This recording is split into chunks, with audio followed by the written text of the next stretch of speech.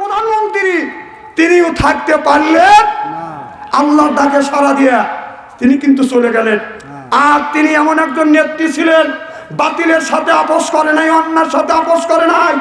তিনি যদি অন্যের সাথে আপোষ করতেন, তিনি বিদেশ যায় ছেলে মেয়ে নিয়ে সুখে শান্তির দিন কাটাতে পারতেন, কিন্তু তা করেন নাই। তিনি জনগণের ছেড়ে যান নাই।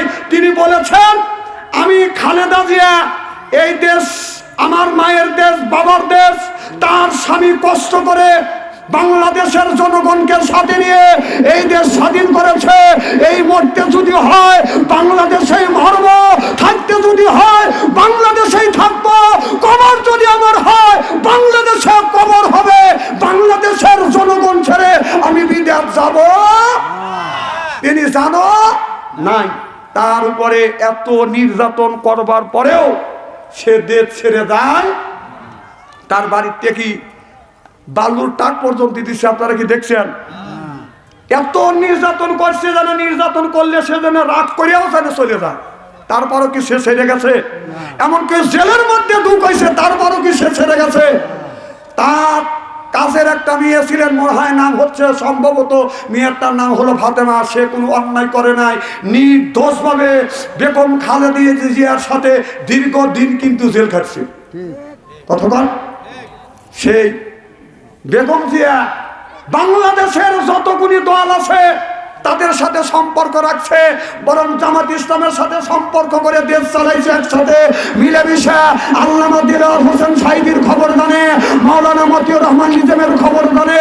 তারা বলেছে আল্লামা দিলওয়ার হোসেন সাঈদী, মতিউর রহমান নিজামী কেমন মানুষ, সে কিন্তু তাদের কোনোদিন বদনাম করে নাই, কোন আলেম ওলামার বদনাম করে নাই। তারা আলেমদের, তিনি আলেমদেরকে আগলা রাখছে, নিজের সন্তানের মতো ভালোবেসেছে।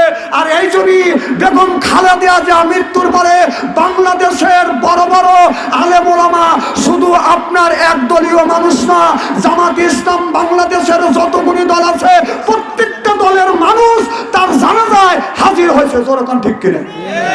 তার জানাজায় যত লোক হয়েছে, এত মানুষ কোনোদিন জানাজায় হয় নাই। লক্ষ লক্ষ আলেম ওলামা দাঁড়াইছে জানাজায়। মাওলানা মিজানুর রহমান আজাহারি, তিনি তার খাট কাঁধে নিয়েছে।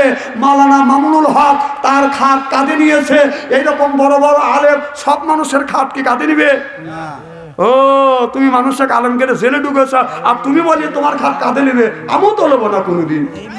ভাইজানকে নিবে? যে জ্বালানে জ্বালাইছিস আল্লাহ।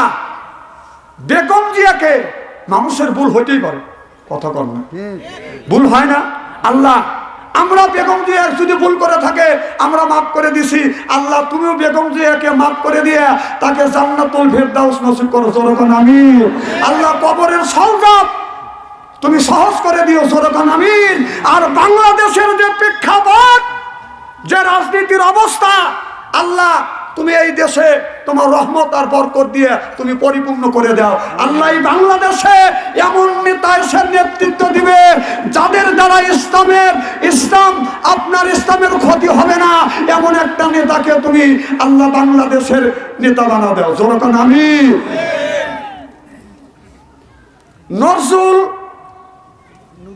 নুরুল আমিন খান 2000 টাকা জনগণ মার, 1200 টাকা না, 2000 টাকা সরকার মার হবা। আল্লাহ, আমার ভাইজান 2000 টাকা দান করছে। আল্লাহ, ভাইজানের দান তুমি কবুল করো, ভাইজানের মনের আশা পুরো করো, জীবনের গুনাহ মাফ করো। জোরে জোরে করেন আমিন। ফরহাদ ভাই, আল্লাহ 5000 টাকা। নারায়ে তাকবীর। দানবীর ফরহাদ ভাই 5000 টাকা কোন মার হবা। আল্লাহ, ফরহাদ ভাই 5000 টাকা দান করছে। ফরহাদের দান তুমি কবুল করো, ফরহাদের মনের আশা পুরো করো। মা দুনিয়ায় নাই, বাবা দুনিয়ায় নাই, মা কবরে, বাবা কবরে। কেউ যদি মা বাবার জন্য যদি দান খয়রাত করে, নবী বলেছে এখন যদি দান করে এখন মা বাবার কবরের গোড়া দাপ মাফ করে দিবে, এ কথা আমি বলি না, এই কথা বলেছে বিশ্ব নবী মুহাম্মদ রাসূলুল্লাহ সাল্লাল্লাহু আলাইহি ওয়াসাল্লাম। ও বাবা, মা 5টা কাপড় নিয়ে, বাবা 3টা কাপড় নিয়ে ঘুমিয়ে আছে। বাবা কোনোদিন আসবে না, মা কোনোদিন আসবে না।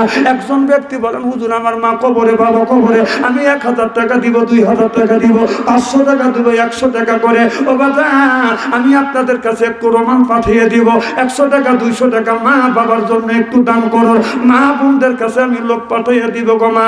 ও মা, আপনার বাবা নাই, আপনার মা নাই, এরপরে 1 মণ দান, 2 মণ দান, 1 মণ আলু, এরপরে বাজার 1 বস্তা সিমেন্ট। আমি 10 জন ব্যক্তির কাছে, একজনের কাছে বাজান 1000 টাকা চাই। 1000 টাকা কে দিবেন? একটু হাত তোলেন, একটু ব্যাগ নিয়ে যান তো দেখি।